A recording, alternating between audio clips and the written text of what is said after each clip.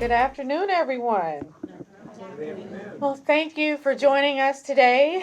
I'd like to thank Behavioral Health Response for hosting us here at the Del Mar Divine, where many of our violence reduction community partners are headquartered.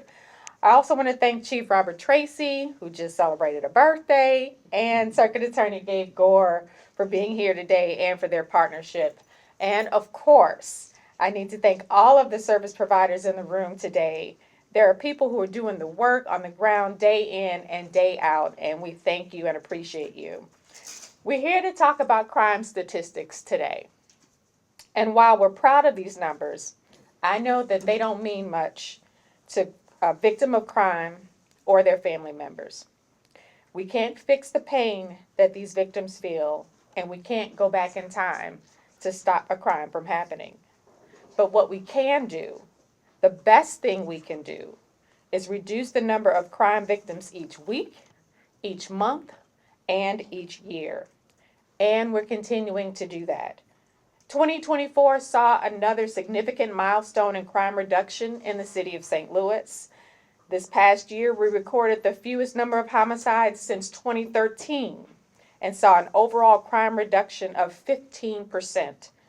And while we've seen remarkable progress, 150 homicides in 1 year is still far too many. And we're committed to using every tool available to us to bring that number down even further. Our all hands on deck approach, including those in coordination with the St. Louis Metropolitan Police Department, the Circuit Attorney's Office, and our community partners, remains effective at continuing this downward trend. Reducing crime means preventing it before it happens, intervening with those who are engaged, and enforcing the law to the fullest extent. Our community partners, many of whom are in this room today, help us address issues like domestic violence, interpersonal conflict, and mental health through their partnerships with the Office of Violence Prevention. They also help us to intervene with those who are most at risk and help them to find a better path forward. The brave men and women of the St. Louis Metropolitan Police Department, under the leadership of Chief Robert Tracy, help us to enforce the laws when they are broken. And Circuit Attorney Gabe Gore and his team are helping to keep criminals off our streets once they are charged. But the burden of crime reduction is not one that the city of St. Louis can bear alone. Crime does not stop at our borders, and neither should our solutions.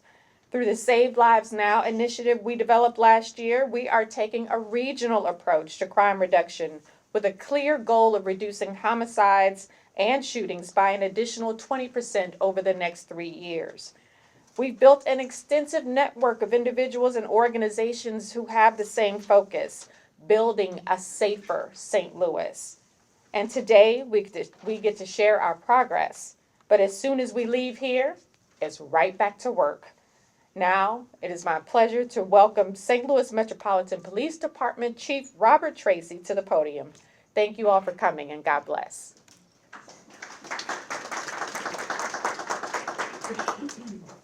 Thank you, Mayor.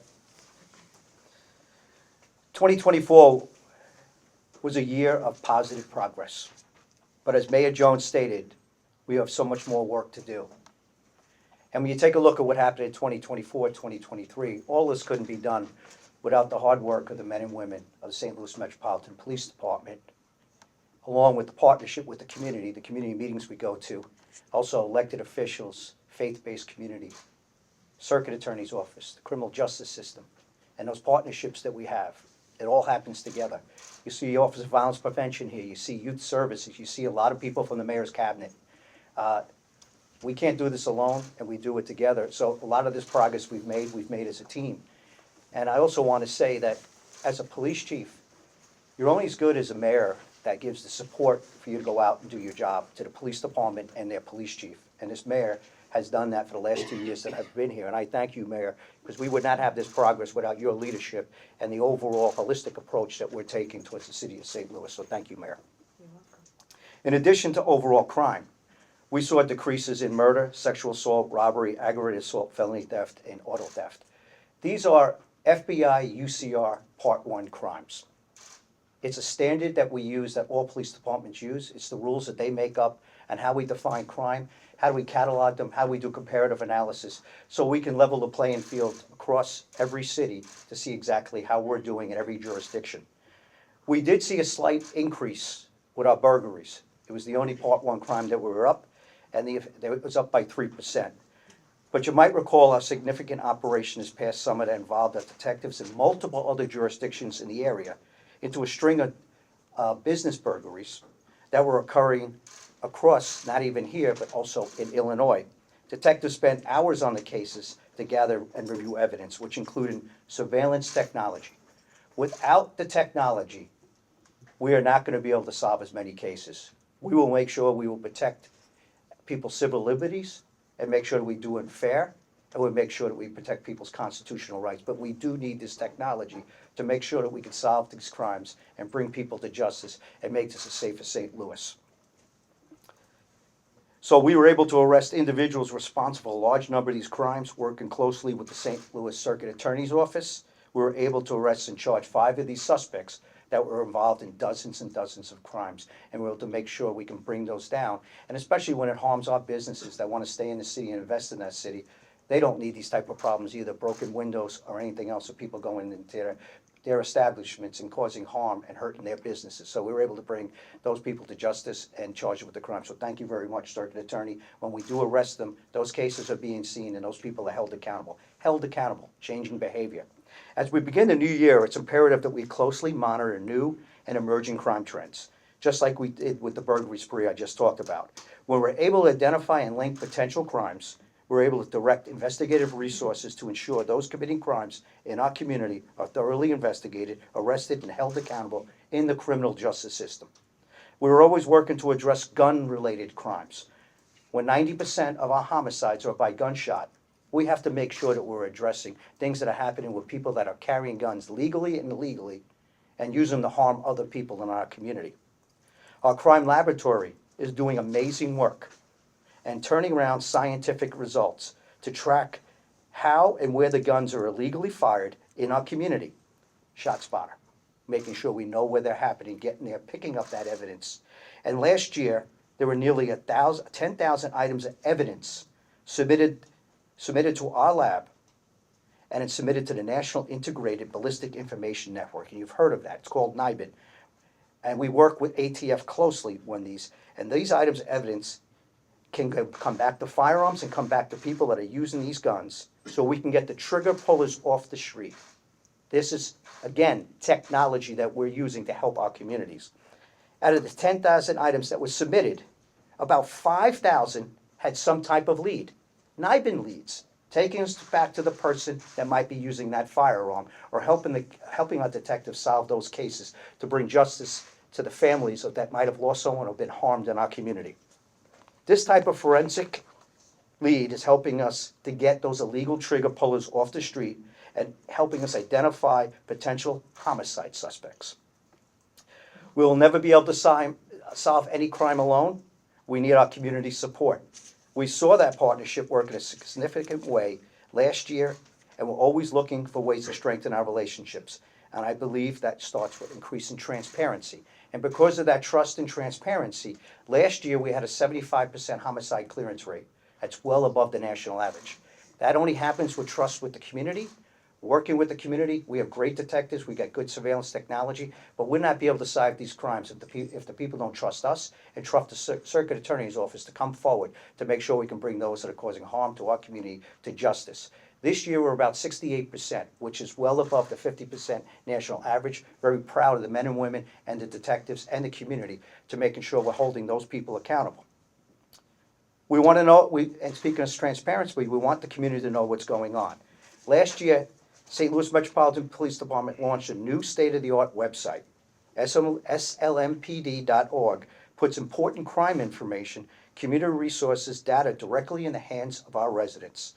The launch of the department's website was a decade in the making, and as we start 2025, I'm pleased to share that we will be rolling out additional improvements in the near future, making the experience on slmpd.org even more user-friendly and engaging. We'll be sharing more of these improvements with you in the near future. A more informed St. Louis is a safer St. Louis. Our police academy continues to make great strides to train our future police officers. In 2024, we graduated 32 recruits from our police academy, which is state-of-the-art accredited police academy. It's accredited police academy, and there's a small percentage of police academies in the United States that are accredited like ours are to the Commission on Accreditation of Law Enforcement Agencies.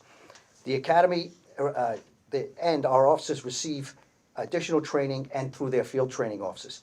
The academy right now is teaching 39 recruits that we have in the academy across 2 different classes with the 2025 graduation rate. Keep my fingers crossed, they all make it through. We train them to succeed, to get them on the street, and hopefully 39 will be graduating this year. But you hear me say time and time again, that number constantly changes because some recruits drop out.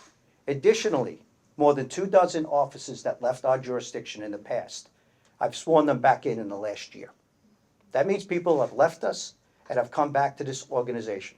They don't come back to an organization a lot of them left for economics, and some of them left for morale.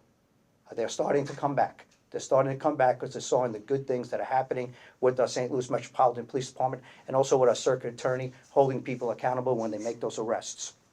From crime trends to transparency to recruiting, it's all a step in the right direction. There's plenty of work to do, and we're all committed to ensuring the safety of St. Louisians and all of our visitors. And at this time, I'm going to turn it over to Circuit Attorney Gabe Corr. Gabe Corr.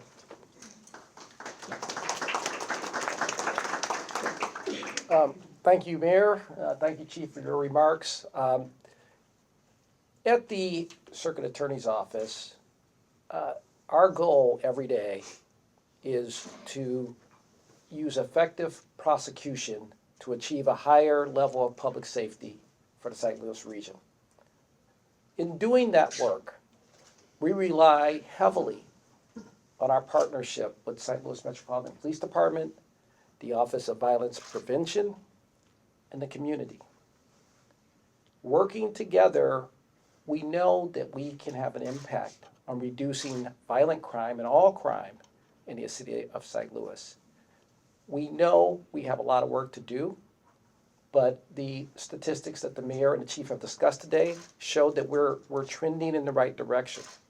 The work that we're doing is working, and we're going to continue pursuing that work. At the Circuit Attorney's Office, as I tell people regularly, as long as I am Circuit Attorney, I promise you that we will be aggressively prosecuting violent crime. I promise you that we will be working to deepen our relationships with the community, because those community relationships are what play a pivotal role in increasing public safety for everyone. There's much work to do. We're excited about the direction we're headed in, and we hope to be back this time next year and have even better news on reducing crime here in the city of St. Louis and making the city of St. Louis a place where everybody can go out and enjoy their life amenities, raise their children, and do so in a safe community. Thank you very much.